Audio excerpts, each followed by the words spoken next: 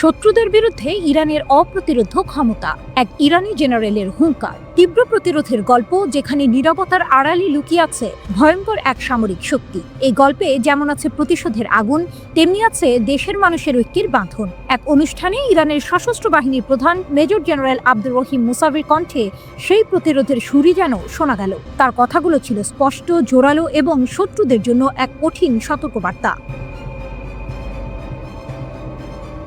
ঘটনার সূত্রপাত হয়েছিল জুন মাসে, যখন এক ইসরায়েলি মার্কিন হামলায় বেশ কয়েকজন ইরানি সামরিক কমান্ডার শহীদ হন। এই শহীদদের স্মরণে আয়োজিত এক অনুষ্ঠানে জেনারেল মুসাভি বলেন, ইরান এখন আর সেই পুরনো দুর্বল দেশ নয়, তার প্রতিরোধ ক্ষমতা এখন সম্পূর্ণ এবং অপ্রতিরোধ্য। তিনি বলেন, ইসলামী বিপ্লবের নেতা যেমন বলেছেন, ইরানি জাতীয় আলোচনা এবং প্রতিরক্ষা উভয়ের জন্যই সম্পূর্ণ প্রস্তুত। এই কথাগুলো যেন প্রতিপক্ষকে এক শীতল বার্তা দিল, আক্রমণ করলে ইরান এবার চুপ করে থাকবে না। মুসাভি আরও হুঁশিয়ারি দেন, যদি কোনো নতুন আগ্রাসন হয় তবে ইরানের প্রতিক্রিয়া হবে নির্ণায়ক, চূর্ণ বিচূর্ণ এবং অতীতের যে কোনো কিছুর মতো নয়। এই বাক্যটি যেন একটি সিনেমার ক্লাইম্যাক্সের আগের দৃশ্যের মতো, এক অজানা পরিণতির দিকে ইঙ্গিত করে যে শত্রুদের রাতের ঘুম কেড়ে নিতে পারে। জেনারেলের কথায় আরও একটি টুইস্ট ছিল। তিনি বলেন, শত্রুরা ভেবেছিল এই হামলাগুলো ইরানের ভেতরের ঐক্য ভেঙে দেবে, কিন্তু বাস্তবে হয়েছে তার উল্টো। এই শহীদরা জাতীয় ঐক্যের বন্ধন আরও মজবুত করেছে।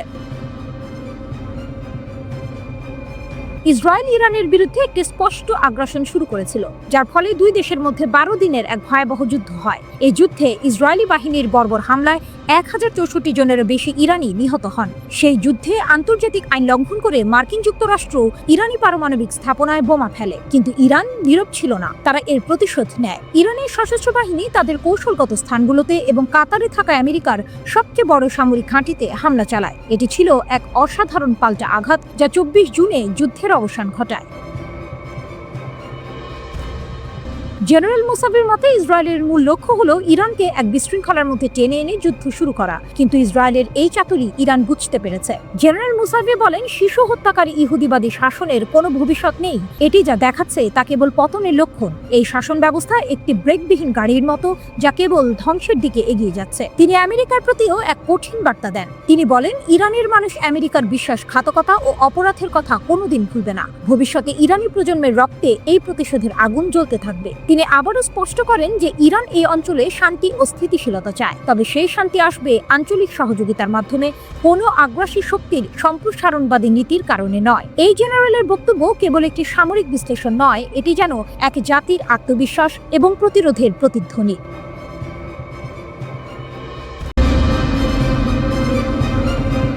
এক রহস্যময় রাত, চারদিকে থমথমে নীরবতা, আকাশে তারারাও যেন একটু বেশি উজ্জ্বল।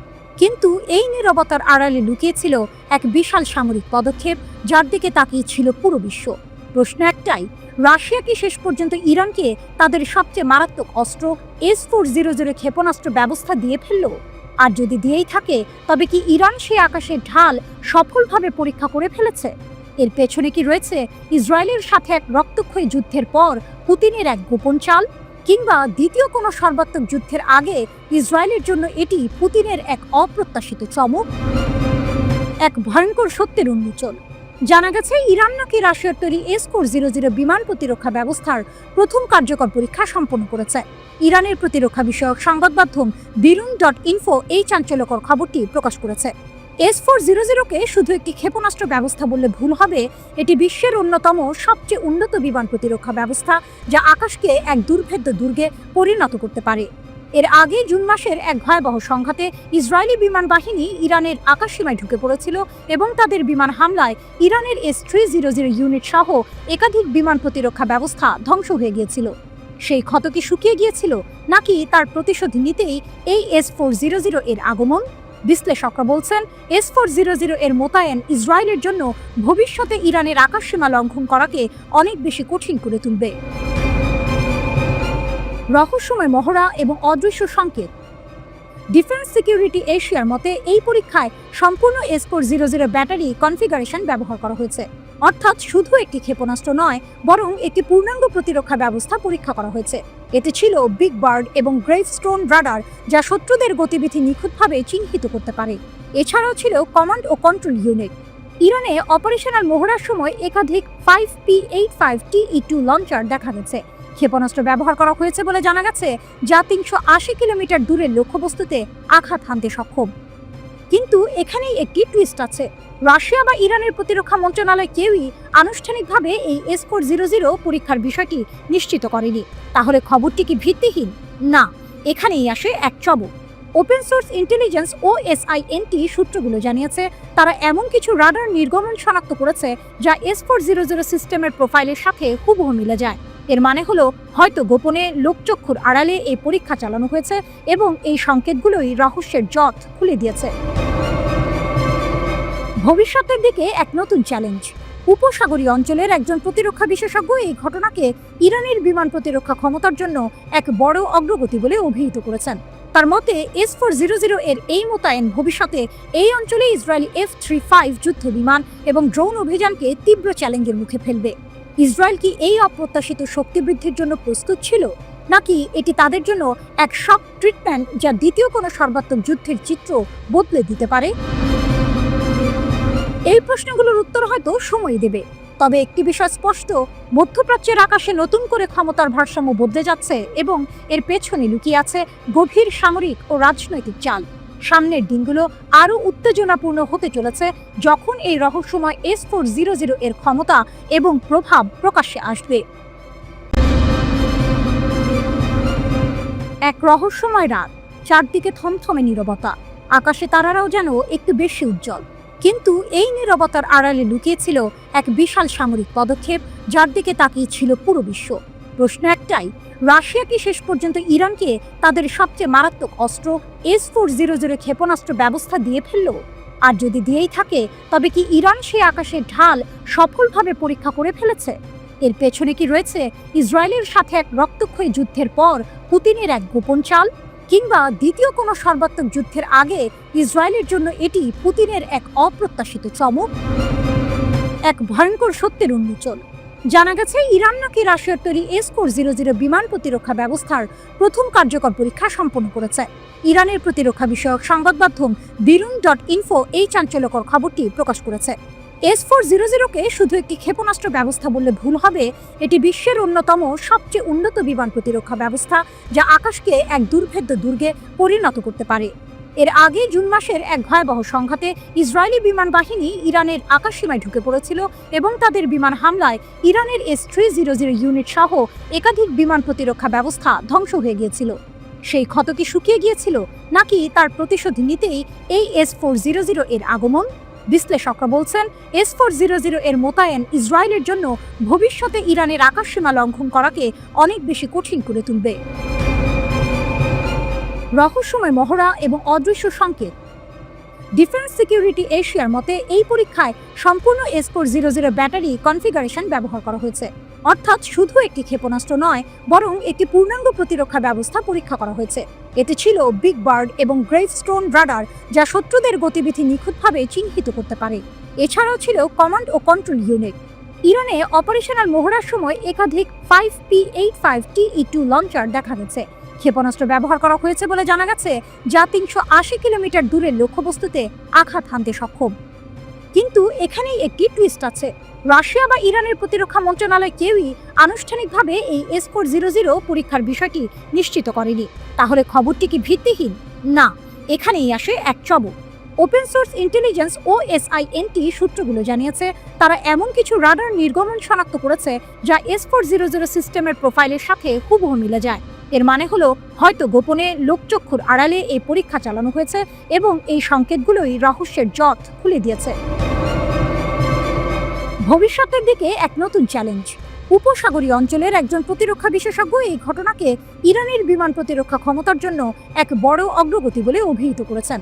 তার মতে S-400 এর এই মোতায়েন ভবিষ্যতে এই অঞ্চলে ইসরায়েলি F-35 যুদ্ধ বিমান এবং ড্রোন অভিযানকে তীব্র চ্যালেঞ্জের মুখে ফেলবে। ইসরায়েল কি এই অপ্রত্যাশিত শক্তি বৃদ্ধির জন্য প্রস্তুত ছিল, নাকি এটি তাদের জন্য এক শক ট্রিটমেন্ট যা দ্বিতীয় কোনো সর্বাত্মক যুদ্ধের চিত্র বদলে দিতে পারে? এই প্রশ্নগুলোর উত্তর হয়তো সময় দেবে, তবে একটি বিষয় স্পষ্ট, মধ্যপ্রাচ্যের আকাশে নতুন করে ক্ষমতার ভারসাম্য বদলে যাচ্ছে এবং এর পেছনে লুকিয়ে আছে গভীর সামরিক ও রাজনৈতিক চাল।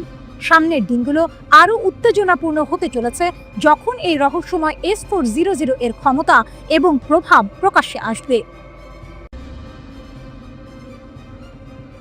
সময়টা 22শে জুন। মধ্যপ্রাচ্যের আকাশে তখন বিভীষিকার কালো মেঘ। যুক্তরাষ্ট্রের অদম্য B-2 স্টেলথ বোমারু বিমান শিকারী বাজ পাখির মতো ধেয়ে আসছিল ইরানের দিকে। তাদের নিশানা ছিল ইরানের 3টি স্পর্শকাতর পরমাণু স্থাপনা, আর তাদের থলিতে ছিল সাক্ষাৎ মৃত্যু দানব বাংকার বাস্টার বোমা। ইস্পাতে মোড়ানো লোহার শিরস্ত্রাণ পরা এই দানব যখন গতি কমিয়ে ইরানের মাটি ভেদ করে ঢুকে যাচ্ছিল, তখন মনে হচ্ছিল যেন কোনো মহাকাব্যিক যুদ্ধের সূচনা হচ্ছে। ইরান সেদিন অসহায় ছিল। তাদের প্রতিরক্ষা ব্যবস্থা এই অদম্য শক্তির বিরুদ্ধে মুখ থুবড়ে পড়েছিল। বিশ্ব দেখল আমেরিকার সামরিক শ্রেষ্ঠত্ব।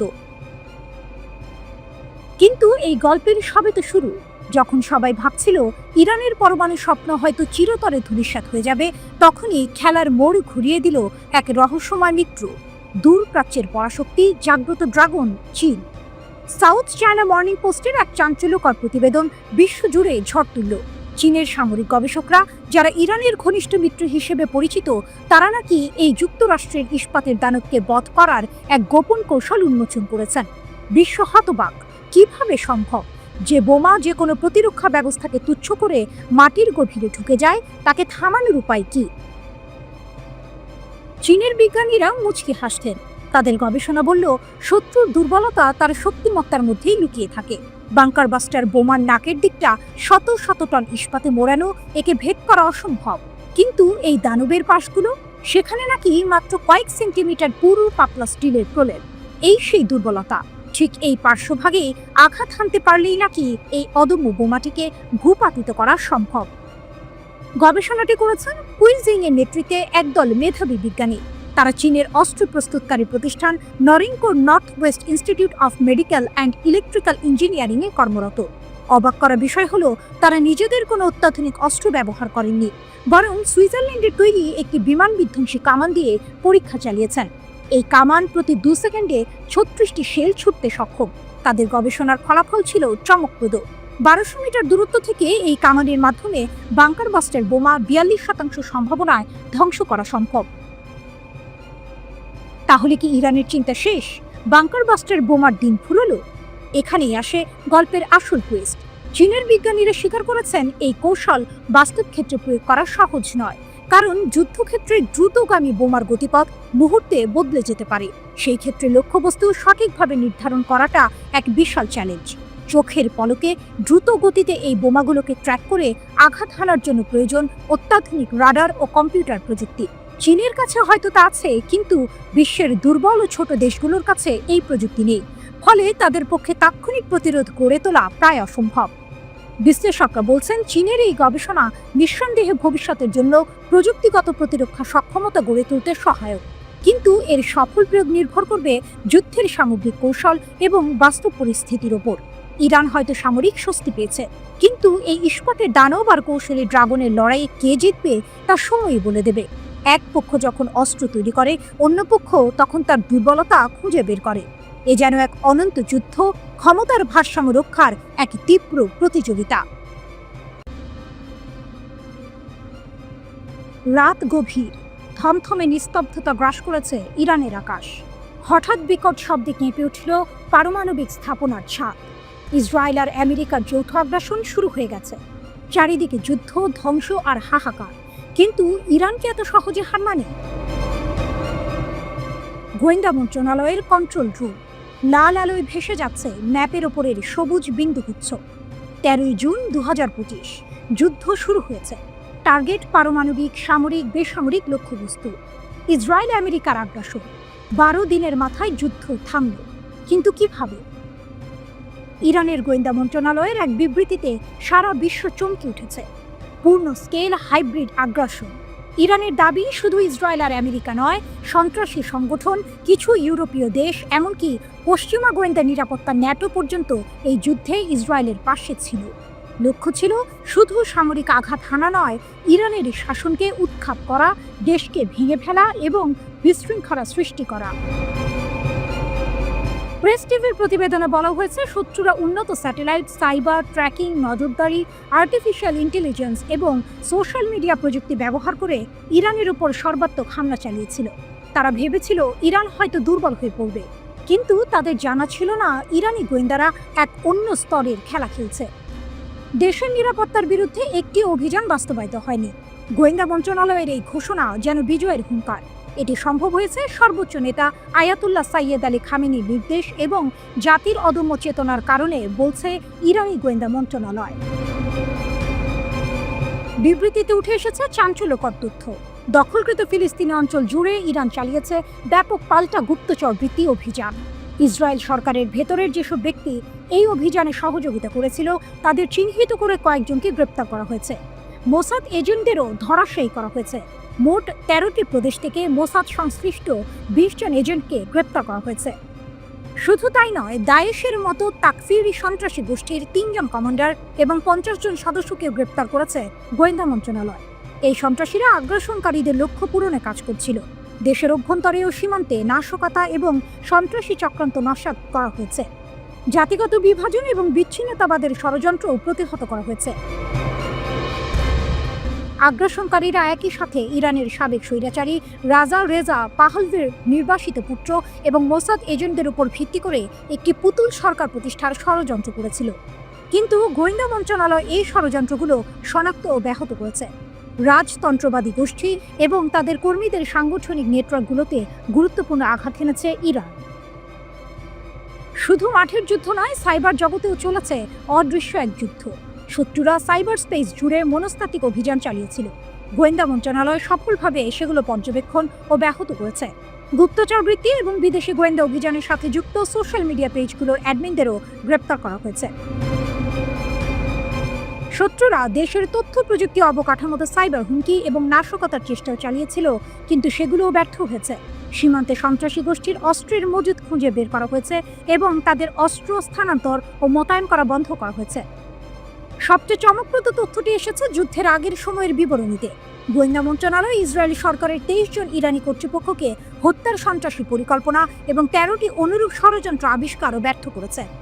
এই পাল্টা গোয়েন্দা ব্যবস্থার ফলে 35 জন ঊর্ধ্বতন বেসামরিক ও সামরিক কর্মকর্তার হত্যাকাণ্ড প্রতিরোধ করা সম্ভব হয়েছে।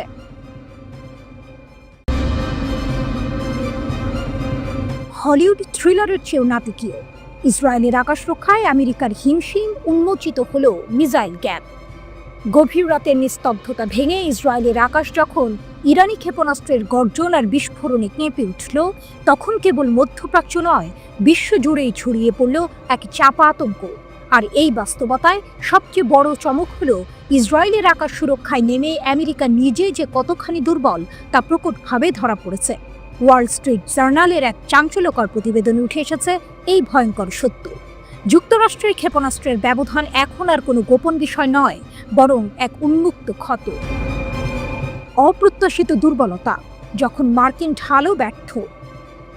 ইরানের প্রতিশোধমূলক হামলা যখন ইসরায়েলের দিকে ধেয়ে আসছিল, তখন মিত্রদেশ হিসেবে স্বাভাবিকভাবেই আমেরিকা তার সর্বশক্তি দিয়ে ইসরায়েলকে রক্ষা করতে এগিয়ে এসেছিল।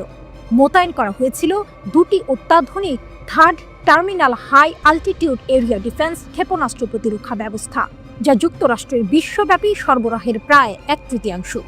ভাবুন একবার, বিশ্বের সবচেয়ে শক্তিশালী সামরিক বাহিনীর প্রায় 1/3 প্রতিরক্ষা শক্তি একযোগে নিয়োজিত। কিন্তু কি আশ্চর্য, এত কিছুর পরেও বেশ কয়েকটি ইরানি ক্ষেপণাস্ত্র সফলভাবে এই প্রতিরক্ষা স্তর ভেদ করে ইসরায়েলের অভ্যন্তরে আঘাত হানতে সক্ষম হয়েছে। এই ঘটনা কেবল ইসরায়েলের জন্যই নয়, খোদ আমেরিকার প্রতিরক্ষা ব্যবস্থার জন্য এক বিরাট প্রশ্নচিহ্ন তৈরি করেছে। $1.5 বিলিয়ন থার্ড ক্ষেপণাস্ত্র এই অভিযানে ব্যয় করা হয়েছে, অথচ ফলাফল পুরোপুরি আশানুরূপ নয়। যুক্তরাষ্ট্রের মোট 7টি থার্ড ইউনিটের মধ্যে 5টি বর্তমানে দেশটির বাইরে মোতায়েন রয়েছে। এর অর্থ কি? এর অর্থ হলো, আমেরিকা তার মিত্রদের রক্ষা করতে গিয়ে নিজের প্রতিরক্ষা ব্যবস্থাকেই এক প্রকারের ঝুঁকির মুখে ঠেলে দিয়েছে। কমান্ডারেরা এখন রক্ষণাবেক্ষণ এবং প্রশিক্ষণের জন্য প্রয়োজনীয় অবশ্যই সময় নিয়ে রীতিমতো চিন্তিত। যদি এই ব্যবস্থাগুলো নিয়মিত রক্ষণাবেক্ষণ ও প্রশিক্ষণের সুযোগ না পায়, তাহলে ভবিষ্যতের কোনো বড় হামলায় সেগুলোর কার্যকারিতা আরও কমে যেতে পারে। শুধু থার্ড নয়, এমনকি মার্কিন প্যাট্রিয়ট ক্ষেপণাস্ত্র প্রতিরক্ষা ব্যবস্থাও ইরানি ক্ষেপণাস্ত্রের বিশাল চাপ সামলাতে হিমশিম খেয়েছে। আক্রমণের তীব্রতা এতটাই ছিল যে এমনকি সৌদি আরবের জন্য অর্ডার করা ইন্টারসেপ্টরগুলো পুনর্বিবেচনা করতে হয়েছিল। এই ঘটনাগুলো স্পষ্ট করে দিয়েছে যে আমেরিকার বহু বিলিয়ন ডলারের ক্ষেপণাস্ত্র প্রতিরক্ষা কৌশল কতটা ভঙ্গুর।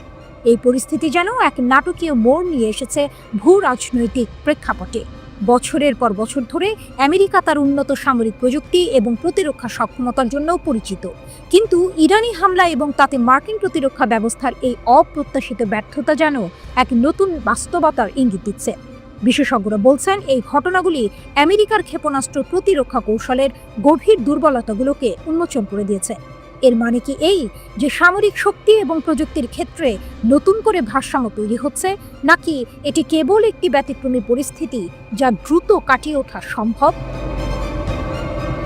যাই হোক না কেন, ইসরায়েলের আকাশ থেকে ভেসে আসা ক্ষেপণাস্ত্রের গর্জন এবং আমেরিকার প্রতিরক্ষা ব্যর্থতার এই গল্প মধ্যপ্রাচ্যের ভূ রাজনৈতিক খেলার নিয়মগুলোকে নতুন করে লিখতে পারে।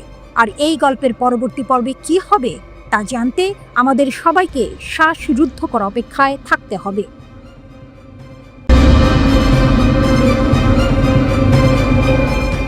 গভীর রাত, মধ্যপ্রাচ্যের আকাশে নতুন করে ঘনীভূত হচ্ছে আশঙ্কার কালো মেঘ। এক অদৃশ্য শক্তি খেলা দেখাচ্ছে ভূমধ্যসাগরের তীরে, যেখানে তুরস্কের প্রেসিডেন্ট রিসেপ তাইয়েপ এরদোয়ান এক নতুন খেলার মাঠ তৈরি করছেন।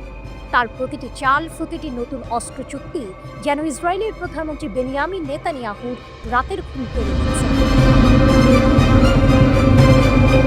সম্প্রতি তুরস্কের সামরিক সক্ষমতা বৃদ্ধির ঘটনা ইসরায়েলের জন্য এক নতুন মাথা ব্যথা হয়ে দাঁড়িয়েছে।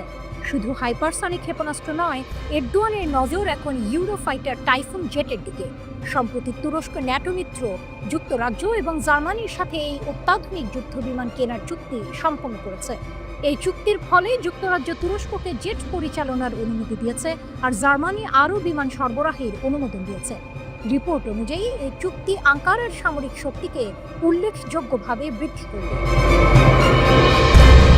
এছাড়াও F-35 প্রোগ্রাম থেকে বাদ পড়ার পর তুরস্ক এখন 40টি মার্কিন F-16 জেট কেনার জন্য আলোচনা করছে। রাশিয়া থেকে S-400 বিমান প্রতিরক্ষা ব্যবস্থা কেনার কারণে তুরস্ককে F-35 প্রোগ্রাম থেকে বাদ দেওয়া হয়েছিল। কিন্তু আসল চমক অপেক্ষা করছিল। 22শে জুলাই তুরস্ক তার প্রথম হাইপারসনিক ব্যালিস্টিক ক্ষেপণাস্ত্র টাইফুন ব্লক 4 উন্মোচন করেছে। তুরস্কের আনাদোলু বার্তা সংস্থা এই খবর নিশ্চিত করেছে। এই ক্ষেপণাস্ত্রের উন্মোচন ইসরায়েলের বুকে এক শীতল স্রোত বইয়ে দিয়েছে। জেরুজালেম পোস্টকে দেয়া এক সাক্ষাৎকারে একজন ইসরায়েলি কর্মকর্তা স্বীকার করেছেন যে ইউরোফাইটার জেট চুক্তি তাদের জন্য মাথা ব্যথা সৃষ্টি করেছে। তিনি বলেছেন, এটি আমাদের বিমান বাহিনীর জন্য গেম চেঞ্জিং হুমকি নয়। টাইফুন একটি সক্ষম বিমান, তবে আমাদের যুদ্ধ বিমানের চেয়ে উচ্চতর নয়। কিন্তু তার পরবর্তী কথাগুলোই ইসরায়েলের আসল ভয়ের চিত্র তুলে ধরে। তবে এটি একটি স্পষ্ট এবং উদ্বেগজনক ইঙ্গিত যে তুরস্ক তার অস্ত্র নির্মাণকে এমনভাবে ত্বরান্বিত করছে যা শেষ পর্যন্ত এই অঞ্চলে ইসরায়েলের সামরিক শ্রেষ্ঠত্বকে চ্যালেঞ্জ করতে পারে। ইসরায়েলের বিরোধী দলগুলো এই ইস্যুতে সরব হয়েছে। বিরোধী দলীয় নেতা ইয়ার ল্যাপিড নেতানিয়াহুর সমালোচনা করে বলেছেন যে তিনি এই অস্ত্র চুক্তি ঠেকাতে ব্যর্থ হয়েছেন। তার অভিযোগ, এটা বিপজ্জনক এবং আমাদের নিষ্ক্রিয় সরকার কোনো আঙুল না তুলেই এটি ঘটতে দিয়েছে। তিনি আরও যোগ করেন, যদি ইসরায়েলের একটি কার্যকর পররাষ্ট্র মন্ত্রণালয় বা একটি স্বাভাবিক সরকার থাকত, তাহলে এই অস্ত্র চুক্তিকে আটকাতে তারা কূটনৈতিকভাবে হস্তক্ষেপ করত। ল্যাপিড সতর্ক করে বলেন, জার্মানি এবং যুক্তরাজ্য এখন তুরস্ককে শক্তিশালী জেট সরবরাহ করছে, যা শেষ পর্যন্ত এই অঞ্চলের ক্ষমতার ভারসাম্য পরিবর্তন করতে পারে। তুরস্কের এই সামরিক পদক্ষেপগুলো সিরিয়ার ক্রমবর্ধমান উত্তেজনার প্রেক্ষাপটে আরও তাৎপর্যপূর্ণ হয়ে উঠেছে। তুরস্কের হাইপারসনিক ক্ষেপণাস্ত্র উন্মোচন ইসরায়েলের সিরিয়া অভিযানের এক রহস্যময় দিক উন্মোচন করেছে। ইসরায়েল নাকি যুক্তরাষ্ট্রের সঙ্গে হাত মিলিয়ে সিরিয়ার ড্রুজ এবং কুর্দি মিলিশিয়াদের এক করছে। তাদের উদ্দেশ্য হল তুরস্কের সীমান্তে একটি কুর্দি এলাকা তৈরি করে সেখানে একটি করিডোর বানানো। তুর্কি বিশেষজ্ঞরা গত 22শে জুলাই রাশিয়ার স্পুটনিক নিউজকে এই মার্কিন ইসরায়েলি পরিকল্পনার কথা ফাঁস করেছেন। এই খবর প্রকাশের পরপরই তুরস্ক তীব্র সতর্কতা জারি করে বলেছে যে সিরিয়াকে বিভক্ত করার যে কোনো পদক্ষেপ রুখতে তারা সরাসরি হস্তক্ষেপ করবে। তুরস্ক ইসরায়েলের বিরুদ্ধে এই অঞ্চলের অস্থিতিশীলতা ও দুর্বলতা বজায় রাখার জন্য সিরিয়াকে বিভক্ত করার অভিযোগ করেছে। ইসরায়েলকে এই সতর্কবার্তা দেওয়ার পর তুর্কি নির্মিত এসডার সাজোয়া যান সিরিয়ায় এসে পৌঁছেছে। সিরিয়া আনুষ্ঠানিকভাবে তুর্কি সমর্থন চেয়েছে তাদের প্রতিরক্ষা জোরদার করতে এবং সন্ত্রাসবাদের বিরুদ্ধে লড়াই করতে। তুরস্কের প্রতিরক্ষা মন্ত্রণালয় সিরিয়ার সেনাবাহিনীকে চলমান প্রশিক্ষণ ও প্রযুক্তিগত সহায়তার বিষয়টি নিশ্চিত করেছে। তুরস্ক বারবার বলছে যে সিরিয়ার ঐক্য ও শান্তিকে সমর্থন করা এই অঞ্চলে তাদের প্রাথমিক লক্ষ্য। এরদোয়ান প্রশাসন ইসরায়েলের সিরিয়ার সরকারি কার্যালয়গুলোতে সাম্প্রতিক হামলার তীব্র নিন্দা জানিয়েছে। ইসরায়েলের কিছু প্রধান দুর্বলতা এবং ইরানের সামরিক কৌশলের একটি নতুন দিক। ইসরায়েলের ভূখণ্ডগত দুর্বলতা। একটি ছোট দেশ, বড় বিপদ। আপনি কি কখনো ভেবে দেখেছেন একটি দেশের আকার কিভাবে তার প্রতিরক্ষা ব্যবস্থাকে প্রভাবিত করতে পারে? ইসরায়েলের ক্ষেত্রে এর ছোট আকারই তার সবচেয়ে বড় দুর্বলতা। ভৌগোলিকভাবে ইসরায়েল ইরানের চেয়ে প্রায় ৭৫ গুণ ছোট। এই বিশাল আকারের পার্থক্য ইসরায়েলের জন্য মারাত্মক পরিণতি বয়ে আনে। কল্পনা করুন একটি ছোট বাড়ি যেখানে লুকানোর খুব বেশি জায়গা নেই। ইসরায়েলের অবস্থাও ঠিক তেমন। এর সীমিত আয়তনের কারণে ইসরায়েলের দিকে নিক্ষেপ করা যে কোনো ক্ষেপণাস্ত্র কয়েক মিনিটের মধ্যেই তার লক্ষ্যে পৌঁছাতে পারে। এর মানে হলো তাদের কাছে ক্ষেপণাস্ত্র শনাক্ত করা, সতর্কতা জারি করা বা এমনকি জনগণকে সরিয়ে নেওয়ার জন্য সময় থাকে খুবই কম। এই সময় সংকটই ইসরায়েলের জন্য এক বড় চ্যালেঞ্জ। অন্যদিকে ইরানের বিশাল আকার তাদের ক্ষেপণাস্ত্রের মজুদ অনেক জায়গায় লুকিয়ে রাখতে সাহায্য করে। এর ফলে ইসরায়েলের পক্ষে প্রতিটি ক্ষেপণাস্ত্রের গুদাম খুঁজে বের করে ধ্বংস করা প্রায় অসম্ভব হয়ে পড়ে। ইরান তাদের ক্ষেপণাস্ত্র ব্যবস্থাকে শুধু ছড়িয়ে ছিটিয়ে রাখেনি, বরং সুরক্ষিত স্থানেও স্থাপন করেছে। এর ফলস্বরূপ ইসরায়েলি হামলাগুলো দ্রুত সমস্ত ক্ষেপণাস্ত্র উৎক্ষেপণ ক্ষমতাকে অকার্যকর করতে পারে না, যা তাদের জন্য একটি ধারাবাহিক হুমকি হয়ে দাঁড়ায়। খরচ এবং কৌশল। অসম যুদ্ধ। এই সামরিক সংঘাতের আর্থিক দিকটি আরো আশ্চর্যজনক। একটি একক দিনের ক্ষেপণাস্ত্র হামলায় ইরানের খরচ হয়েছে $200 মিলিয়ন বেশি, যেখানে ইসরায়েলের প্রতিরক্ষা বাহিনী আইডিএফ খরচ করেছে $1 বিলিয়ন। অর্থাৎ ইরান যত টাকা খরচ করেছে, ইসরায়েল তার 5 গুণ বেশি খরচ করেছে নিজেদের রক্ষা করতে। সংখ্যাগুলো বিশ্লেষণ করলে দেখা যায় ইসরায়েলের অ্যারো ক্ষেপণাস্ত্রের দাম প্রায় $2.5 মিলিয়ন, ডেভিডের স্লিং এর দাম প্রায় $1 মিলিয়ন এবং আয়রন ডোম ক্ষেপণাস্ত্রের দাম $20,000 থেকে $1 লাখ। এর বিপরীতে ইরানের ব্যালিস্টিক ক্ষেপণাস্ত্রের দাম মাত্র $2 লাখ এবং ড্রোনগুলোর দাম $20,000 থেকে $50,000। এই খরচ বৈষম্য ইসরায়েলের জন্য একটি দীর্ঘমেয়াদী সমস্যা তৈরি করে।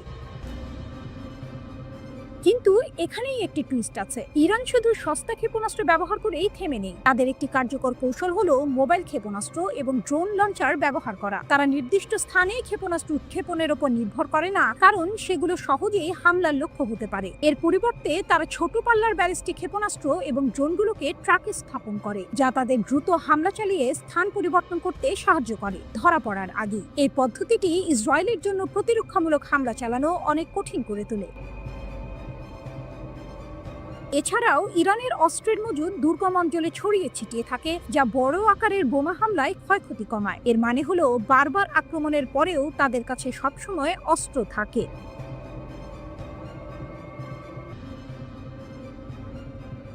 ইরানের সামরিক বাহিনীর কড়া হুঁশিয়ারি, ভুল করলে আরো কঠিন জবাব দেব। ইরানের শীর্ষ সামরিক commander major general Abdur Rahim Musavi এক বিস্ফোরক মন্তব্য করেছেন, যা পশ্চিম এশিয়া এবং আন্তর্জাতিক রাজনীতিতে নতুন করে উত্তেজনার জন্ম দিয়েছে। তিনি ইরানের মহাকাশ বাহিনীর প্রশংসায় পঞ্চমুখ হয়েছেন এবং প্রতিপক্ষকে হুঁশিয়ারি দিয়ে বলেছেন, এটি মহাকাশ বাহিনীর ধারালো তরবারি ছিল, যা ঐশ্বরিক সহায়তার মাধ্যমে শত্রুদের মাথা এবং তাদের হাত কেটে ফেলতে সক্ষম হয়েছিল। 13 থেকে 25 জুনের মধ্যে তীব্র ইসরায়েলি বিমান হামলায় ইরান লক্ষ্যবস্তুতে পরিণত হয়েছিল। এর জবাবে ইরান দ্রুত এবং জোরালো পাল্টা আক্রমণ চালায়, যার নাম দেওয়া হয় অপারেশন ট্রু প্রমিস 3। এই অভিযানে ইসরায়েলের সামরিক, গোয়েন্দা এবং শিল্প লক্ষ্যবস্তুতে আঘাত হানে ইরান, যার ফলে ইসরায়েলের ব্যাপক ক্ষয়ক্ষতি হয়। এখানেই গল্পের মোড় ঘুরে যায়। ইরানের পারমাণবিক স্থাপনায় হামলার পর যখন আমেরিকা যুদ্ধে নামার হুমকি দেয়, তখন ইরান পশ্চিম এশিয়ার সবচেয়ে গুরুত্বপূর্ণ আমেরিকান বিমান ঘাঁটি আল উদিদে হামলা চালায়। এটি কেবল ইসরায়েলকে নয়, আমেরিকাকেও একটি কড়া বার্তা দেয়। জেনারেল মুসাভি উল্লেখ করেছেন যে 1980-এর দশকে ইরাক চাপিয়ে দেওয়া যুদ্ধের সময় অ্যারোস্পেস ফোর্সের প্রতিশোধ তাদের পাল্টা হামলার চেয়ে অনেক বেশি ছিল। অর্থাৎ সে সময় ইরান যতটা শক্তিশালী ছিল, এখন তার চেয়েও অনেক বেশি শক্তিশালী। এই বাহিনী তাদের প্রযুক্তিগত উৎকর্ষতা এবং ক্ষেপণাস্ত্রের সক্ষমতা প্রমাণ করেছে। তাদের আঙুল ট্রিগারে রাখার নীতি তাদের অবিচল প্রতিজ্ঞার ইঙ্গিত দেয়। ভবিষ্যতের হুমকি, আরও শক্তিশালী প্রতিশোধের অপেক্ষা। মুসাভির হুঁশিয়ারি কেবল অতীত সাফল্যের প্রশংসা নয়, ভবিষ্যতের জন্য একটি সুস্পষ্ট হুমকি। তিনি স্পষ্ট বলেছেন, যদি শত্রু আরেকটি ভুল করে তাহলে আমাদের সেনারা আরও শক্তিশালী প্রতিশোধ প্রদানের জন্য সম্পূর্ণ প্রস্তুত। এই কথাগুলি থেকে বোঝা যায় ইরান কোনো রকম আপোষ করতে রাজি নয় এবং তাদের প্রতিরক্ষামূলক ব্যবস্থা অত্যন্ত শক্তিশালী। এক ঝিরে দুই পাখি, এখানেই আসে গল্পের আসল টুইস্ট। ইরান কি শুধুই ইসরায়েলকে নয়, আমেরিকাকেও একই সাথে বার্তা দিতে চাইছে? আল উদিদ বিমান ঘাঁটিতে হামলা কি সেই বার্তারই অংশ? এটি কি বিশ্বকে বোঝাতে চাইছে যে ইরানকে উস্কে দিলে তার পরিণতি ভালো হবে না? অনেকেই বলছেন ইরান মধ্যপ্রাচ্যে তার প্রভাব আরও বাড়াতে চাইছে এবং এই হামলা সেই লক্ষ্যেরই একটি অংশ। ইসরায়েলের দাবি, তারা ইরানের সামরিক কমান্ড, পরমাণু বিজ্ঞানী, ইউরেনিয়াম সমৃদ্ধকরণ কেন্দ্র ও ব্যালিস্টিক ক্ষেপণাস্ত্র প্রকল্পের ওপর হামলা চালিয়েছে, কারণ তাদের মতে ইরান ইসরায়েলকে ধ্বংসের জন্য এগিয়ে যাচ্ছিল এবং পারমাণবিক অস্ত্রায়নের পর্যায়ে পৌঁছানোর খুব কাছাকাছি ছিল। তবে ইরান বরাবরই পরমাণু অস্ত্র বানানোর অভিযোগ অস্বীকার করে আসছে। তেহরান বলছে তারা শান্তিপূর্ণ উদ্দেশ্যে ইউরেনিয়াম সমৃদ্ধ করছে, যদিও আন্তর্জাতিক পরিদর্শকদের প্রবেশে বাধা এবং উচ্চমাত্রায় ইউরেনিয়াম সমৃদ্ধকরণ নিয়ে নানা প্রশ্ন উঠেছে। ইসরায়েলের হামলার জবাবে ইরানও পাল্টা আঘাত হানে। তারা 500-এর বেশি ব্যালিস্টিক ক্ষেপণাস্ত্র ও প্রায় 1100 ড্রোন ছড়ে ইসরায়েলের বিভিন্ন স্থানে। এসব হামলায় 28 জন নিহত ও 3000-এর বেশি মানুষ আহত হন বলে ইসরায়েলি স্বাস্থ্য মন্ত্রণালয় ও হাসপাতাল সূত্রে জানানো হয়। এই হামলাগুলোর মধ্যে 36টি ক্ষেপণাস্ত্র এবং একটি ড্রোন জনবসতিতে সরাসরি আঘাত হানে। এতে 2305টি বাড়ি, 2টি বিশ্ববিদ্যালয়, একটি হাসপাতাল ক্ষতিগ্রস্ত হয় এবং 13,000-এর বেশি মানুষ ঘরছাড়া হয়ে পড়ে।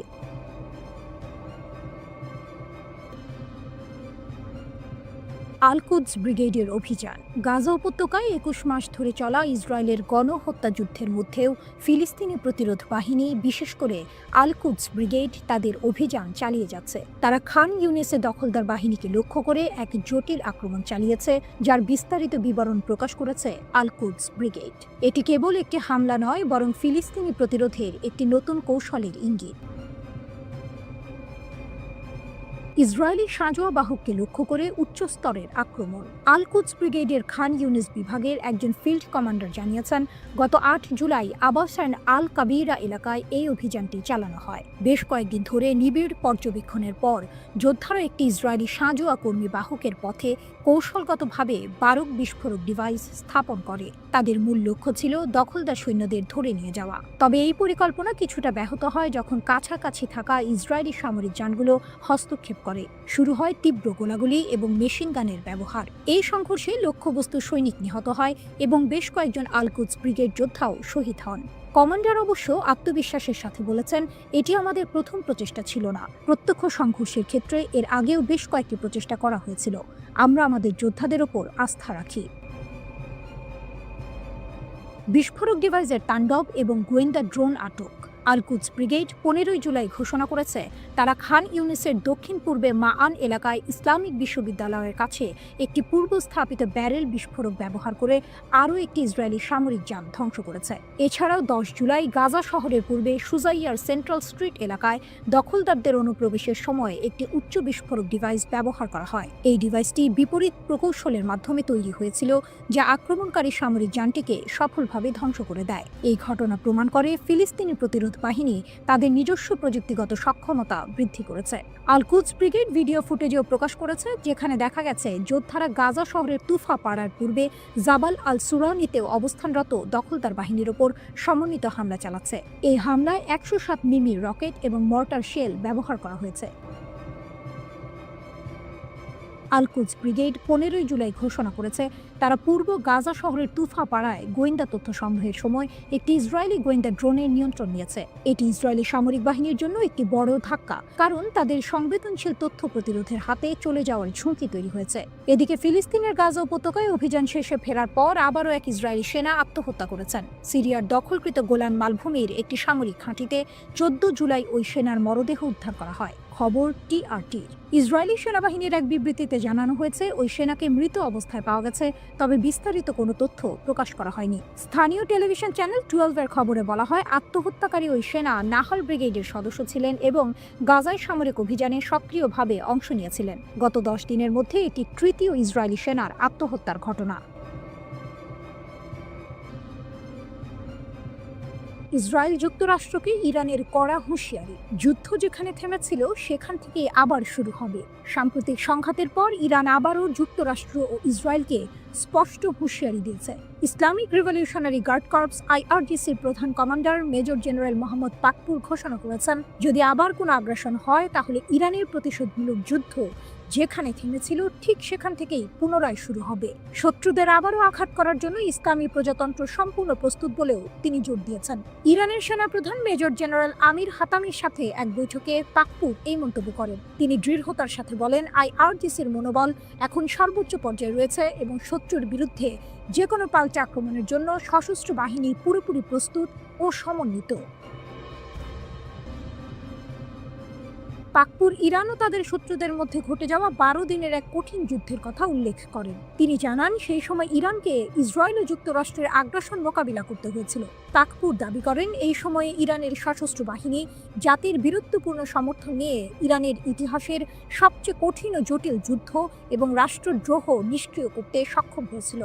গত 13ই জুন ইসরায়েল বিনা প্ররোচনায় ইরানের বিরুদ্ধে আগ্রাসন শুরু করে। এর ফলে বহু উচ্চপদস্থ সামরিক কমান্ডার, পারমাণবিক বিজ্ঞানী এবং সাধারণ বেসামরিক নাগরিক নিহত হন। এর পরের সপ্তাহে যুক্তরাষ্ট্র এই যুদ্ধে যোগ দেয় এবং 3টি ইরানি পারমাণবিক স্থাপনায় বোমা হামলা চালায়। ইরানের পাল্টা জবাব, ব্যালিস্টিক ক্ষেপণাস্ত্রের ভয়ঙ্কর আঘাত। তবে ইরান চুপ থাকেনি। প্রতিশোধ হিসেবে শত শত ইরানি ব্যালিস্টিক ক্ষেপণাস্ত্র এবং ড্রোন ইসরায়েলি বিমান প্রতিরক্ষা ব্যবস্থাকে ভেদ করে। এসব ক্ষেপণাস্ত্র ও ড্রোন অধিকৃত ফিলিস্তিনি অঞ্চল জুড়ে গুরুত্বপূর্ণ সামরিক, গোয়েন্দা, শিল্প, জ্বালানি এবং গবেষণা ও উন্নয়ন স্থাপনাগুলোতে নির্ভুলভাবে আঘাত হানে।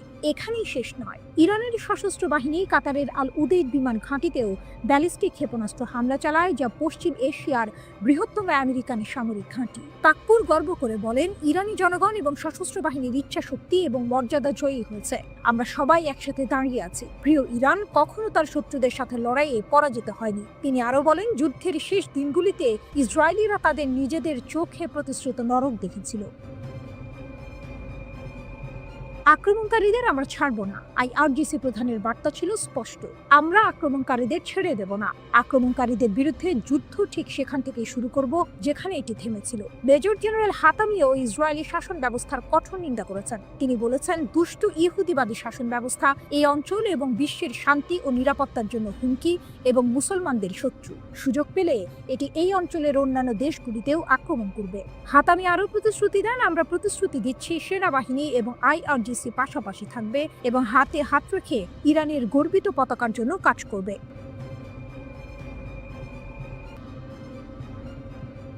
সামরিক উত্তেজনা সবসময় বিশ্বের ভূ রাজনৈতিক আলোচনার কেন্দ্রবিন্দুতে থাকে। ইরানের সামরিক সক্ষমতা নিয়ে দেশটির শীর্ষ সামরিক কর্মকর্তাদের মন্তব্য সেই আলোচনায় নতুন মাত্রা যোগ করেছে। আকাশসীমার অতন্ত্র প্রহরী, ইরানের দৃঢ় প্রতিজ্ঞা। যুক্তরাষ্ট্র ও ইসরায়েলের 12 দিনের আগ্রাসনের পর ইরানের শীর্ষ সামরিক কর্মকর্তা মেজর জেনারেল আব্দুর রহিম মুসাভির বক্তব্য বেশ তাৎপর্যপূর্ণ। তিনি ইরানের জাতীয় বিমান প্রতিরক্ষা সদর দফতর পরিদর্শন করেন এবং আগ্রাসনে নিহত, আহত ও যুদ্ধাহতদের প্রতি শ্রদ্ধা জানানোর পাশাপাশি বিমান প্রতিরক্ষা কর্মীদের প্রতি কৃতজ্ঞতা প্রকাশ করেন। তার মতে, ইরানের আকাশসীমার সুরক্ষায় বিমান প্রতিরক্ষা বাহিনী তাদের সক্ষমতা প্রমাণ করেছে এবং শত্রুদের যে কোনো ভুল হিসাবের জন্য অনুতপ্ত করবে।